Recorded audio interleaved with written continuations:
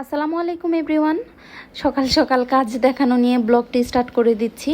হুট করে অনেকগুলো কাজ জমা হয়ে গিয়েছে আর একটা খুশির সংবাদও আছে, সেগুলোই আজকে আপনাদের সাথে শেয়ার করব।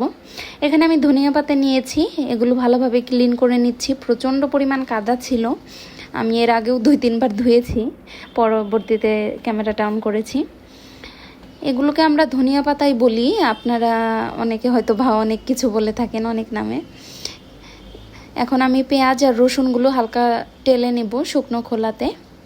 ধনিয়া পাতাগুলো আমি ভেজে নিয়েছি।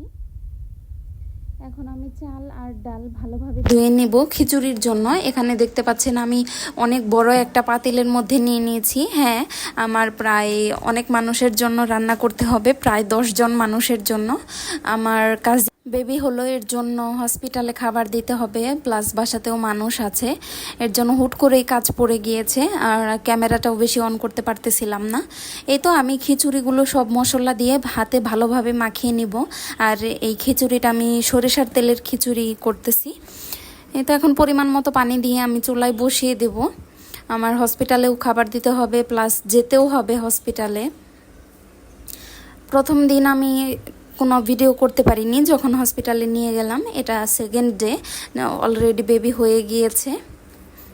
এই তো শাক আমি দিয়ে দিয়েছি আর এখানে লাউ কেটে নিয়েছি আর রুই মাছ ভিজিয়ে নিয়েছি। এখানে রুই মাছ দিয়ে লাউ রান্না করব আর শাক রান্না করব আর ভর্তা করব। এখানে আমি মাছগুলো ভেজে নিচ্ছি। এই তো এটা হচ্ছে দুপুরের ভিডিওটা, আমি দুপুরের খাবারটা খেয়ে নিলাম। একটু একটু করে যতটুকু পেরেছি ভিডিও শ্যুট করেছি। এটা 2 দিনের ভিডিও। আমি একটু টিভি দেখছিলাম আর খেয়ে নিচ্ছিলাম। উমাইদকে ঘুম পাড়িয়েছি। এখন খাবারটা খেয়ে নিব। আমার কাছে এই মাথার এই অংশগুলোই ভালো লাগে, 2 সাইডের অংশগুলো। এখন একটা ডিম সিদ্ধ করে নিচ্ছি উমাইদের জন্য। তখন করে নিয়েছিলাম, ও খায়নি, ভাবলাম রেখে দেই। আর এখানে আমি মাছ ভিজিয়ে নিয়েছি, পাঙ্গাস মাছ, এগুলো ভুনা করব, এর জন্য ভিজিয়ে নিচ্ছি। কেউ আবার অন্য কিছু মনে করেন না, অনেকেই অনেক মাছ পছন্দ করে, আবার অপছন্দ করে। এদিক দিয়ে আমার নানি শাশুড়ি চলে আসছে, নিয়ে আসছে আম। এগুলো গাছের আম, দেখছিলাম যে কয়েকটা কাঁচা আবার পাকা পাকাও আছে। আর কাঁঠাল নিয়ে আসছে, কাঁঠালগুলো পেকেছে অনেক আর অনেক মিষ্টি ছিল, ছোট ছোট কাঁঠাল। আর লিচু নিয়ে আসছিল, এগুলোই আমি একটু গুছিয়ে নিচ্ছিলাম। আর উমাইদ তো এদিক দিয়ে খেলনা চালনা সব অগোছালো করে রেখেছে, এগুলোই আমি গোছাচ্ছিলাম। সব গোছাতে গোছাতে আসলে পারা যায় না কোনো কিছুই, মাঝে মাঝে মন শরীর কোনো কিছুই ভালো লাগে না। এদিক দিয়ে তো শাক ভাজিটাও করে নিয়েছি আর মাছটাও ভুনা করতেছিলাম। পাঙ্গাস মাছটা আমার ভালোই লাগে। আর এদিকে আলু সিদ্ধ করে নিচ্ছিলাম, উমাইদের জন্য চিপস বানিয়ে দেব। আর এখন একটু কয়েকটা লিচু নিয়ে নিয়েছি, ভাবলাম একটু বসে বসে খেয়ে নেই, এগুলো হতে থাক। এটা হচ্ছে পরদিন সকালের ব্লগ। এখানে আমি সবজি রান্না করব আর রুটি বানাবো, হসপিটালে দিতে হবে। এখানে আমি 2 ধরনের ডাল ভিজিয়ে নিয়েছি আর এখানে লাউ, মিষ্টি কুমড়া, বিভিন্ন ধরনের যা সবজি ছিল সেগুলোই দিয়ে নিয়েছি। আর এখন দিয়ে দিচ্ছি 2টো তেজপাতা, এলাচ আর পেঁয়াজ, কাঁচামরিচ। আমি যেভাবে রান্না করছি এভাবে যদি আপনারা ট্রাই করে দেখেন, একদম হোটেল স্টাইলের মতো সবজি হবে। আমি একটু 5 ফোড়নও দিয়েছি, এতে করে ফ্লেভারটা অনেক ভালো আসে আর খেতে একদম একদম হোটেলে যে রকম ফ্লেভার পাওয়া যায় সেই রকমই হয়। এই তো আমি এগুলো ভালোভাবে একটু ভেজে নেব। এখন দিয়ে দেব হালকা আদা রসুনের পেস্ট। এখন দিয়ে দেব পরিমাণ মতো লবণ, দিয়ে দেব হলুদের গুঁড়া, এখন দিয়ে দেব ধনিয়া গুঁড়া। এই তো এই ছিল মশলা। আমি আর হালকা জিরে গুঁড়া দিব, আর এক্সট্রা করে আমি কোনো কিছু দেব না, মরিচের গুঁড়ো দেব না, এতে করে কালারটা ভালো হবে না। এবার ভালোভাবে আমি মশলাগুলো কষিয়ে ডাল দিয়ে দেব ফার্স্টে। ডাল দিয়ে একটু নেড়ে চেড়ে বাকি সবজিগুলো দিয়ে দেব।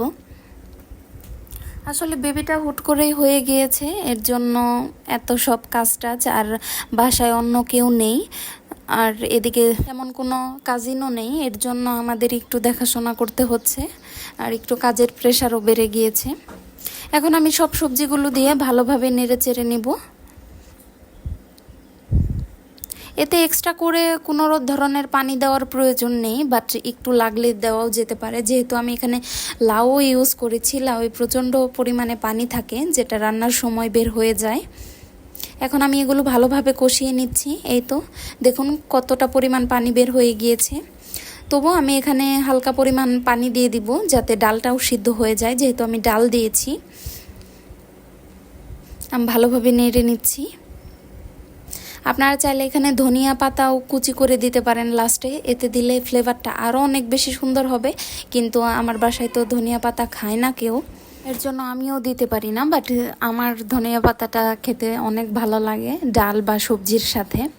এই তো আমার সবজিটা প্রায় হয়ে গিয়েছে, আমি আর একটু কিছুক্ষণ রান্না করে নিব। এই তো ফাইনাল লুক এরকম আসছে, আর সবজিটা খেতেও অনেক মজা হয়েছিল। এখন আমি রুটিগুলো ভেজে নিব। রুটিগুলো ভেজে আমি হসপিটালের জন্য আর নিজেদের জন্য সব কিছু রেডি করে নিব। হসপিটালে দিয়ে উমাইদের বাবা দিয়ে আসবে, আর এদিকে আমরা সবাই খাবারটা খেয়ে নিব, সকালের খাবার। এই তো খাবার খাওয়ার পর কাঁঠাল যে এনেছিল নানু, সেগুলো আমি একটু খেয়ে নিচ্ছি। অনেক ছোট ছোট পিস, বাট খেতে অনেক মিষ্টি, বেশি শক্ত না আবার বেশি যে নরম সেটাও না। এখানে আমি আদা রসুন ব্লেন্ড করে রেখেছিলাম, সেগুলোই বের করে নিলাম। আজকে মাংস রান্না করব আলু দিয়ে, মুরগির মাংস। এখন এই তো আমার নানু এখানে কেটে দিচ্ছে এগুলো, বললাম একটু কাটাকুটি করে দেন, সে আসলে একটু কাজ টাজ করেই দেয়। এই তো করলা কেটে দিয়েছে, এগুলো ভাজি করব। করলা ভাজি আমি ভালোভাবে ধুয়ে নিয়েছি, করলা দিয়ে আলু দিয়ে। আর এদিকে আমার মাংসটাও হয়ে যাচ্ছে, এই তো কষানো হয়ে যাচ্ছে। আর পাশের চুলাতেও আমি বসিয়ে দিয়েছি সাজনা দিয়ে আলু দিয়ে পুঁটি মাছের শুটকি, এটা নানুর পছন্দ, এর জন্য ভাবলাম একটু করে দেই। তো ঝোল দিয়ে দিয়েছি, রান্নাটাও হয়ে গিয়েছে, আমি গ্যাসটা অফ করে দিয়েছি। আর সজনেটাও রান্না হয়ে গিয়েছে, জাস্ট একটু ঝোলটা শুকিয়ে নেব। তো রান্না বান্না সব ডান। হুট করে বেবিটা হয়ে গিয়েছে, আমি যাব আবার।